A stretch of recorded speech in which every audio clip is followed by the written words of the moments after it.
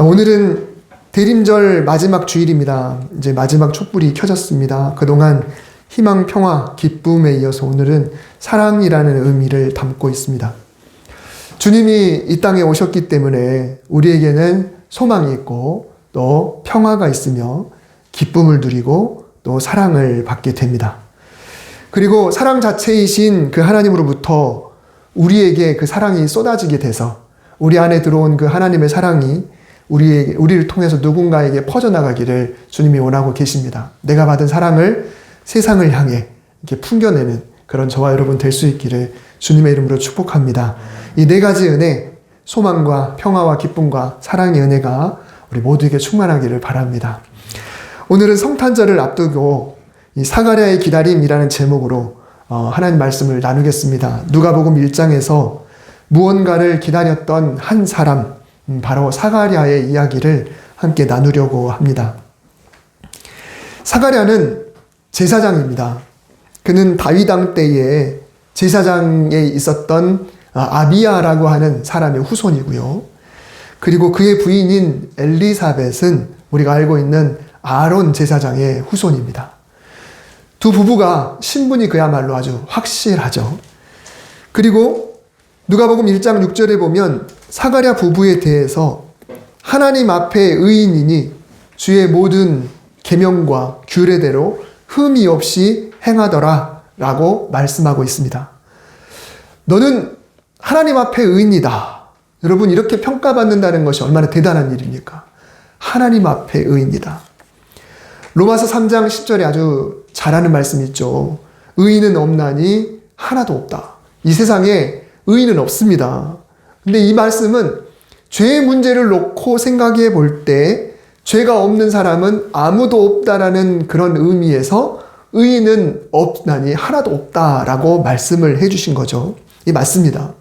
그런데 이런 절대 진리의 말씀 말고 성경에서 일반적인 의인, 그러니까 로마서 3장 10절에 해당하는 죄가 없는 사람은 없다라는 그 말은 제껴놓고 이제 보통 말하는 성경에 나오는 의인이라는 단어 자체는요, 흠이 아주 없는 사람을 의미하는 것이 절대 아닙니다. 100% 거의 신과 같은 그런 사람이 아니고, 당시 그 사람이 살고 있던 시대의 종교나 문화 이런 것들이 타락하고 맘대로 하고 사람들이 멋대로 살고 온갖 죄악에 빠져 살고 있을 때 홀로 세상과 타협하지 않고 믿음을 지킨 자, 이런 사람을 두고 의인이라고 이야기하는 겁니다. 그런 의미에서의 의인은 성경에 보면 여러 사람들이 나옵니다. 창세기 초반에 죄가 세상에 차고 넘쳤죠. 옛날 성경에 보면 죄가 관영했다라는 표현을 했습니다. 그때 유일하게 신앙을 지키던 자, 그때 성경은 노아를 의인이요 완전한 자라고 표현을 했습니다. 아브라함은 악으로 가득 찼던 이 소돔과 고모라에 롯은 분명히 의인인데 이 의인이 악인들과 함께 죽는 것은 부당합니다 라고 생각해서 하나님께 중보 기도를 했었지요. 그때 의인이 바로 롯이었습니다. 사사시대에 모두가 자기 멋대로 살아가고 있을 때 사무엘의 아버지 엘가나라는 사람은 의인으로서 그래도 절기 때마다 성실하게 하나님의 뜻 안에서 예배를 지켰던 사람이 바로 이 엘가나죠. 그 사람도 아마 의인일 것입니다. 그럼 예수님 당시에는 어땠을까요? 제사장만 봐도 이 당시에는 제대로 된 제사장을 찾기가 쉽지 않았습니다. 대제사장의 경우, 대제사장은 가장 높은 사람이잖아요. 그런데 대제사장은 보통 한 명이에요. 그리고 그 후손들이 제사장으로서 그 다음 이어가게 되는 건데, 예수님 당시에는 어찌 됐던 게 대제사장들, 어쩔 때는 한 명, 어쩔 때는 두 명, 이런 식으로 했는데, 이들은 혈통으로 자격이 안 되더라도 거에게 뇌물을 주고 이 관직을 샀어요. 누구에게요? 로마 황제에게. 막 이렇게 해서 이 당시의 대제사장들은 제대로 그냥 세워진 사람들이 없었습니다. 왜 그러냐면 이 성전에는 이권이 많기 때문에 물건을 사고 파는 사람들, 어떤 종교적인 것들 이런 것에 있어서 정말 돈이 됐나 봐요. 그래서 이 대제사장직을 서로 막 이렇게 윗사람에게 주고 사고 이랬던 일들이 있었거든요. 그래서 이 사가랴 부부를 의인이다라고 이렇게 평가했을 때, 하나님 앞에 의인이라고 평가했을 때 왜 그랬을까요? 그 당시에 많은 제사장들이 다들 타락하고 그냥 그런 거야 라고 흐려졌을 때, 자기 멋대로 살아가고 있을 때, 그때 하나님 안에서 제대로 된 제사장으로서의 모습을 보였던 사람이었기 때문에 의인이다라는 것이죠. 오늘날 성도들이 많이 있습니다. 우리 한국교회 거의 1000만에 가까운 기독교인이 있는데 그 많은 기독교인들 중에 의인도 있을 수가 있을 거예요. 이런 의미로. 목회자도 마찬가지입니다. 지금도 참 목회자들 욕먹는 경우들이 가끔 있죠. 일부 목회자, 그 일부가 몇 %인지 모르겠지만 가끔씩 터져나오는 언론에 나오는 뉴스 때문에 정말 목회자들도 함께 욕을 먹고 있는 상황 속에서 그 안에 의인이다라고 평가받는 목회자가 되기 위해 많은 이들이 부단히 노력하고 있을 겁니다. 모두가 세상의 풍조를 따라가고 타협하고 죄에 무뎌져 있고 다들 그렇게 사는데 뭐라고 말하는 그때에 그렇게 하지 않는 이들, 우리도 로마서 3장 10절 말씀에 비춰볼 때는 완벽한 의인은 될 수 없지만, 그러나 이 나머지의 이런 의인의 개념을 놓고 볼 때 저와 여러분 모두가 이런 의인이 될 수 있기를 바랍니다. 세상 풍조는 나날이 갈리어도 나는 내 믿음 지키리니. 이 찬송가 가사처럼 우리가 그런 의인이 될 수 있기를 바랍니다. 사가랴 부부가 의인이다 라고 하는 것은 굉장히 중요합니다. 왜냐하면 의인은 뭔가를 기다려도 일반 사람과는 뭔가 좀 달랐기 때문에 그렇습니다. 이 의인으로서의 사가랴 부부는 과연 무엇을 기다렸을까요? 의인이라면 무엇을 기다려야 할까요? 무엇을 기다리는 사람이 되어야 할까요? 이 사가랴 부부는 나이가 많았다고 표현합니다. 자주 말씀드리지만 많았다고 표현했으면 그냥 좀 나이가 좀 많은가 보다 이게 아니라 말 그대로 당시의 평균 연령에 비하면 완전 노인이다 라는 이야기입니다. 나이가 완전 노인인데 자식이 없었어요. 제사장들은 여럿이기 때문에 순번을 정합니다. 그러니까 반차라고 하고 반열이라고 이렇게 이야기를 하고. 근데 아무튼 그 순번에 따라서 성전에 들어가는 날이 달라요. 그러니까 제사장도 가문들이 있어서 그 가문에 따라서 아무개 가문은 언제부터 언제까지, 그 다음 가문은 언제부터 언제까지 이렇게 교대하면서 성전의 임무를 이렇게 맡게 되는데, 어느 날 사가랴 제사장의 순번이 되어서 성전에 들어갔습니다. 그리고 향단에다가 향을 피우는 그런 임무를 수행하고 있었는데 갑자기 주의 사자, 즉 천사가 향단 곁에 쓴 것을 보게 됩니다. 그러니 얼마나 놀랬겠어요. 무서워서 벌벌 떨고 있는데 그에게 이렇게 말을 합니다. 무서워하지 말라. 네 아내 엘리사벳이 아들을 낳을 것이니 그 이름을 요한이라 하라.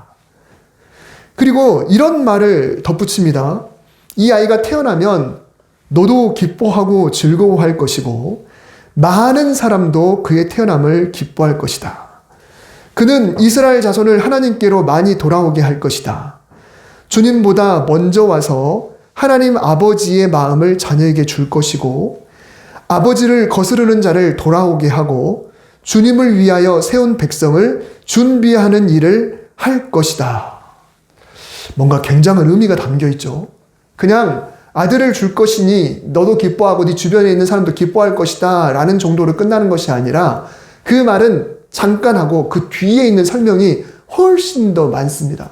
그래서 그 말씀이 뭔가 도대체 왜 이렇게 길게 이야기했나. 여러분, 남은 날이 얼마 남지 않은 그들에게 아들이 태어난다는 말과 태어난 아이가 앞으로 어떤 일을 할 것이라는 말 중에 어떤 말이 더 좋을까요? 어떤 말을 더 마음에 담아둘까요? 앞에 말을 귀에 담아둘 것인가? 아니면 뒷말을 더 귀에 담아둘 것인가? 근데 사가랴는 우선 이 말을 믿지 못합니다. 당연하죠. 당연히 믿을 수가 없습니다. 그래서 청사에게 징표를 좀 보여달라라고 요구했습니다. 그게 사실이라고 한다면 뭔가 좀 사인을 좀 보여달라. 즉 뒤에 한 말은 지금 안중에도 없고 우리 부부가 늙었는데 어찌라고만 생각했다는 겁니다. 뒷말은 아직 몰라요. 그냥 앞에 말만 생각하면서 우리 부부는 나이가 들고 나도 나이가 늙었고 내 아내도 그러는데 어떻게 이런 일이 있을 수 있습니까? 라고 생각을 했던 것이죠. 그래서 주의 사자는 네가 말을 안 믿어? 라고 하면서 그 벌로 사가랴의 입을 닫아버렸습니다. 말을 못하게 된 거죠. 즉 졸지에 이제 제사장인데 제사장이 말을 못한다. 이건 큰 문제가 되는 겁니다. 다행히 사가랴가 향단에 불을 피우러 갔는데 보통의 시간이 어느 정도 걸릴 건데 그보다 훨씬 시간이 많이 걸리니까 이상하다라고 생각했던 사람들이 밖에 있었어요. 제사장들이겠죠. 근데 사가랴가 나왔는데 아무 말도 못하고 그냥 뭘 물어도 이렇게 하고 있으니까 아하, 필시 사가랴가 지금 저 안에서 환상을 받겠구나라고 이해를 해줬습니다. 제사장의 몸에 문제가 있으면 제사장은 직무를 수행할 수 없을 뿐더러 성전에 들어오는 것 자체가 금지입니다. 지금 사가랴가 말을 못하는 것이 그냥 뭔가 환상을 봐서 그런 건지 벌을 받아서 그런 건지 알게 뭡니까? 그냥 몸이 정상이 아니다 그러면 앞으로 성전에 못 들어와요. 그런데도 사람들은 사가랴의 직무 일정이 다 될 수 있도록 그대로 뒀습니다. 다시 말하면 평소에 이 사가랴가 얼마나 인정받는 사람이었는가라는 것을 알 수가 있어요. 사실은 지금 너 말 못해? 너 지금 뭔가 문제가 있구나. 당장 나가시오라고 해야 맞는 건데 그 날 좀 달을 다 채우고 그리고 집에 돌아왔습니다. 그리고 사가랴의 아내 엘리사벳이 정말 임신을 했습니다. 그리고 5개월 동안 이 엘리사벳은 숨어서 지냈어요. 할머니로서 임신을 했으니까 아마 자신의 몸에 대해서 충격을 받았을 거고 그리고 이게 어떻게 보면 창피한 부분이 될 수도 있는 거고 그래서 아마도 드러내고 싶지 않았던 것 같습니다. 엘리사벳도 숨어 있었죠. 그리고 사가랴도 말을 못하니까 아마 밖으로 나가지 않고 있었을 겁니다. 주변에 있는 사람들이 속은 데꼈죠. 분명히 저 사람이 때가 되면 분명히 성전에 가야 되는데 왜 안 가지? 도대체 무슨 일이 있나? 부부가 다 콧배기를 베치지 않고 그러면 주변 사람들에게 온갖 소문이 다 돌게 돼 있어요. 아마 그랬을 겁니다. 그런데 엘리사벳이 임신 6개월째에 들어섰을 때 먼 나사렛에서 친척인 마리아가 찾아왔습니다. 이 마리아는 아직 혼인하지도 않았는데 마리아에게도 어느 날 천사가 찾아와서 아이를 낳을 것이라고 알려주죠. 그러면 마리아는 네, 알겠습니다. 그렇나요? 아니죠. 사가랴가 우리 부부가 늙었는데요? 라고 했던 것처럼 마리아도 내가 아직 결혼도 안 했는데요. 내가 남자를 알지 못하는데요? 라고 대답을 했습니다. 자, 그러면 사가랴가 우리 부부는 늙었는데요? 라고 했더니 천사가 어떻게 했나요? 네가 이 말을 믿지 않으니까 라고 하면서 입에다가 그냥 말을 닫아버렸잖아요. 그런데 마리아도 내가 아직 남자를 알지 못하는데요? 라고 했으면 솔직히 형평성에 의해서 마리아도 벌을 받아야 되는데 그런데 마리아에게는 하나님이 그렇게 하지 않으셨어요. 그래서 하나님은 마리아에게 이런 이야기를 합니다. 멀리 예루살렘, 유다 지역에 너의 친척이 있지 않느냐? 아문개가 있지 않느냐? 그 할머니라는 것도 알고 있지? 그런데 임신했어. 네가 가서 확인해 보면 기적이 있다는 것을 알게 될 거야. 결국 이 사실을 확인하고 싶은 마리아는 갈릴리 지방에서부터 출발해서 멀리 남쪽 예루살렘까지 불이 나게 달려왔던 것이죠.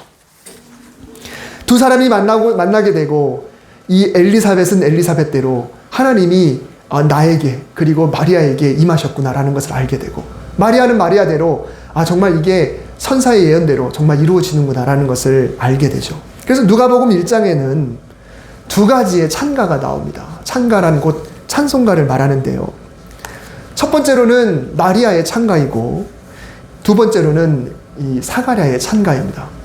마리아는 엘리사벳이 임신했다는 사실을 확인하고 나서 이게 증거구나라는 것을 알고 나서 찬가를 부릅니다. 그 내용을 보면요. 먼저는 하나님이 나 같은 사람을 통해서 하나님의 일을 하시는구나 라는 것을 찬양해요. 내가 복된 도구로 내가 쓰임받는 도구나. 두 번째로는 자기에게 태어날 이 아이가 엄청난 일을 하게 될 것이다 라고 하는 것을 찬양합니다. 그리고 끝으로는 이스라엘에 함께 하실 하나님의 역사를 애언적으로 찬양하면서 이 찬가를 마쳐요. 두 번째 찬가가 바로 이 사가랴 제사장의 노래입니다.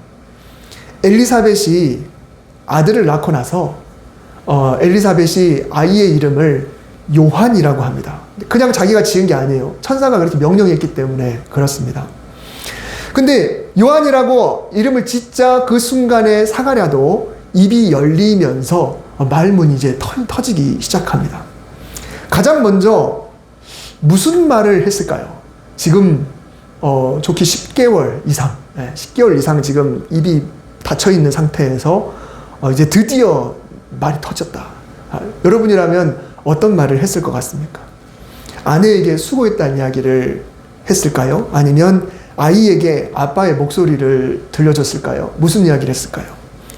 근데 사가랴는 68절에서 79절에 되는 긴 구절, 그 긴 내용으로 하나님의 이름을, 하나님을 찬양하는 그런 말부터 시작을 하는 거예요. 입이 열리자마자 하나님을 찬송합니다. 사가랴가 무엇을 기다렸으며 무슨 내용으로 찬송을 했을까요? 그가 기다렸던 것이 도대체 무엇이었을까요? 그토록 갖고 싶었던 아들에 대한 것이었을까요? 내가 만일 사가랴라 그러면 10개월 동안 꼭꼭 참았던 그 기쁨이 순식간에 터져 나와서 아들을 주신 하나님께 감사하고 또 아기에게 온갖 축복의 말들을 해주고 싶지 않겠습니까? 마리아가 자기 아들을 그렇게 높였던 것처럼 사가랴도 자기 아들을 높이면서 하나님께 감사드려야 맞지 않겠습니까? 그런데 사가랴의 찬가는요, 자기 아이가 아니라 정작 남의 아기, 마리아의 아기인 예수님에 대한 것들로 가득 차 있습니다. 굉장히 긴 내용인데 아직 예수님은 태어나지도 않았어요. 5개월 후에 태어날 아이입니다. 그런데도 그 아이에 대한 노래로 가득 차 있습니다.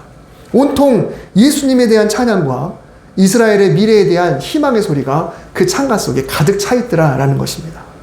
심지어 자기 아들에 대해서 이제 뭔가를 이야기하긴 하는데 뭐라고 이야기를 하냐면,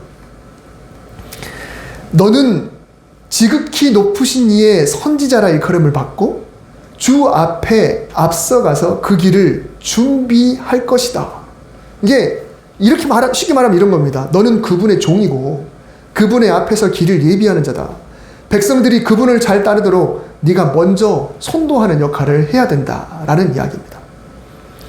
예를 들어 내 아이가 태어났어요.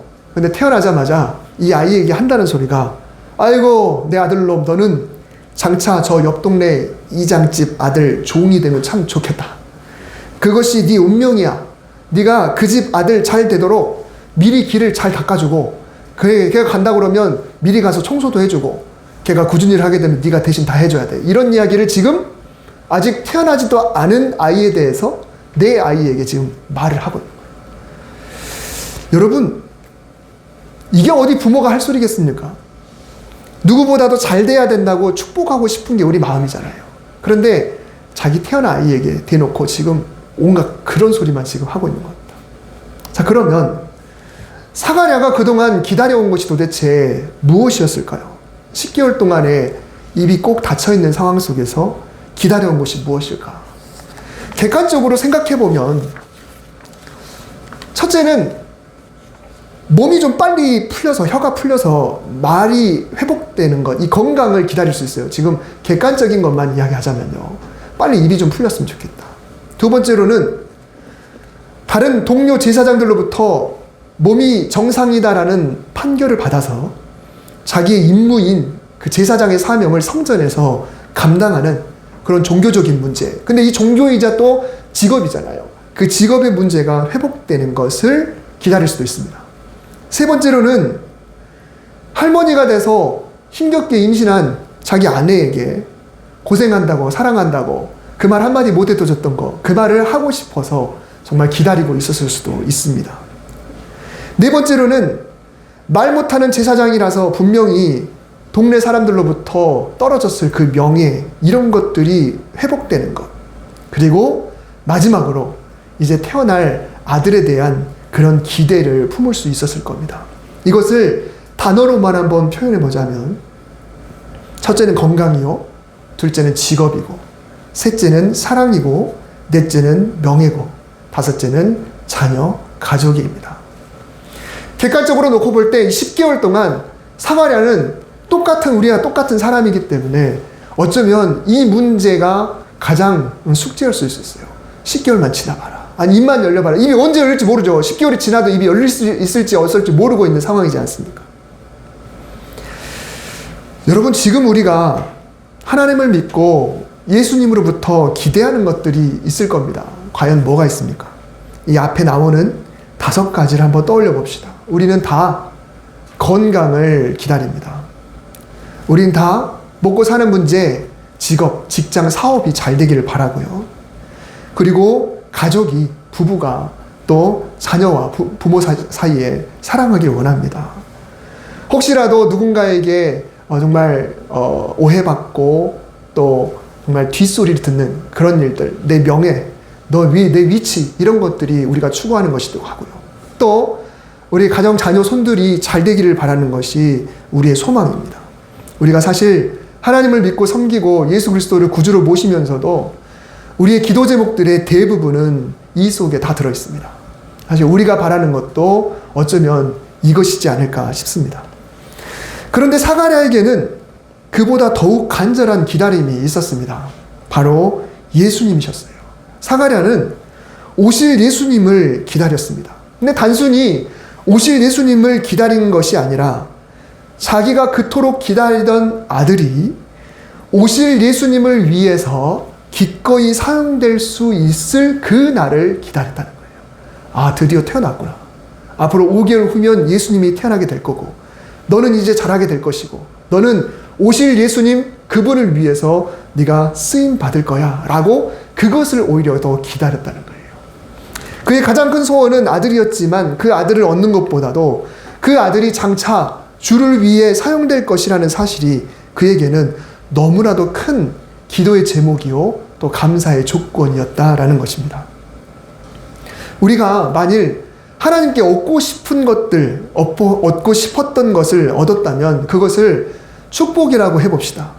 그런데 그 축복이라고 하는 것이 그냥 그 자체로 끝나는 것이 아니라 사가랴처럼 내가 받은 것이 하나님을 위해서 사용될 수 있게 될 것, 이것을 사가랴가 기다렸다는 거죠.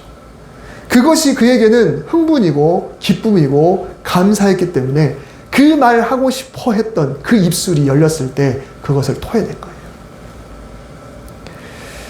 그동안 우리가 하나님께 구했던 많은 것들은 받은 그 자체가 축복입니까? 아니면 받은 것이 하나님을 위해 사용된 것이 축복입니까?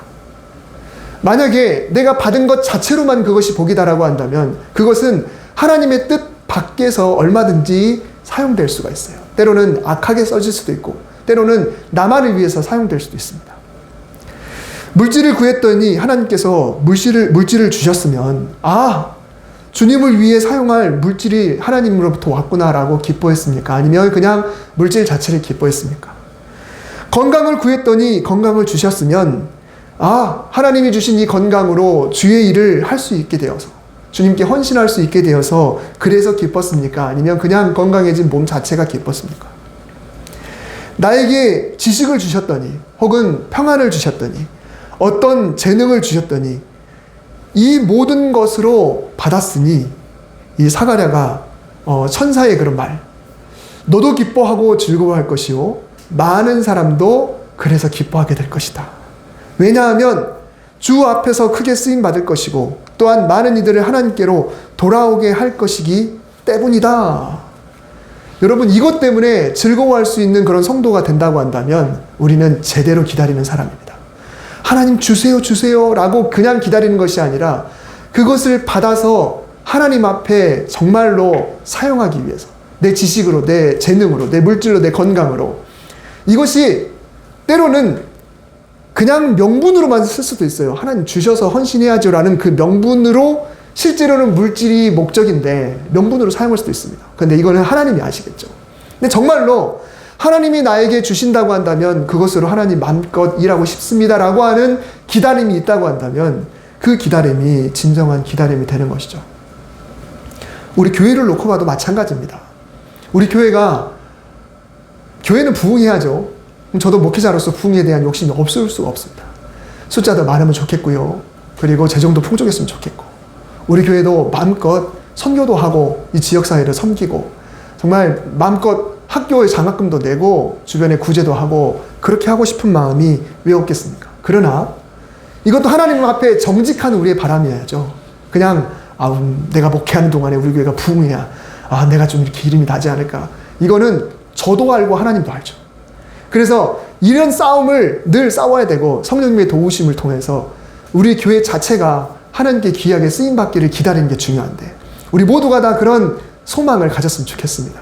그래서 왜 숫자가 늘어야 될까? 왜 재정이 풍족해야 될까? 왜 우리 교회가 그렇게 되는가? 라고 할 때 그것을 그냥 단순히 기다리는 것이 아니라 그래서 하나님을 위해 이 교회가 어떻게 쓰여질 것인가를 기다리는 것이 제대로 된 기다림이 될 수 있다는 것입니다. 이 성탄절의 시점 그리고 새해를 기다리는 이 시기에 우리가 한번 그런 상상들을 좀 해봤으면 좋겠습니다. 하나님께 내가 구하는 것들이 응답되어서 하나님을 위해 사용되는 그 장면들, 그런 모습들. 무엇을 받든지 예수님을 위해서 그리고 복음을 위해서 세상 사람들을 주님께로 불러오는 일에 마음껏 사용되는 그런 장면들을 좀 떠올려 봤으면 좋겠습니다. 그리고 그것을 미리 상상하고 미리 감사하면서 새해를 기다렸으면 합니다. 좋은 일은 상상만 해도 미소가 나오죠. 이런 멋진 상상과 그런 미소가 우리 삶 속에 가득 차기를 바랍니다. 사가랴의 기다림, 정말 수준 높은 기다림, 우리에게도 그런 기다림이 있을 때 하나님께서 우리에게 네가 정말 그렇게 나를 위해서 일하고 싶다고 한다면 네가 원하는 건 내가 주마라고 하는 그런 은혜가 저와 여러분에게 풍성하게 임하시기를 주님의 이름으로 축복합니다. 기도하겠습니다. 주님, 우리가 하나님을 왜 믿고 있습니까? 우리가 무엇을 바라고 무엇을 기도하고 있습니까? 그래서 그것을 받는다면 내가 하나님 무엇을 하겠습니까? 하나님 앞에 우리 솔직하게 내려놓고 주님, 우리가 무엇을 바랄지, 정말 무엇을 기다릴지 오늘 다시 한번 묵상하면서 정말 주님이 원하시는 사가랴와 같은 아름다운 기다림이 우리에게 있게 하여 주시옵소서. 하나님, 올해도 하나님 우리를 이끌어 주셨는데 새해에 하나님이 우리에게 주시는 것들, 그것을 통해서 하나님의 영광을 드러내는 복된 성도들 될 수 있도록 인도하여 주시옵소서. 예수님의 이름으로 기도드립니다. 아멘.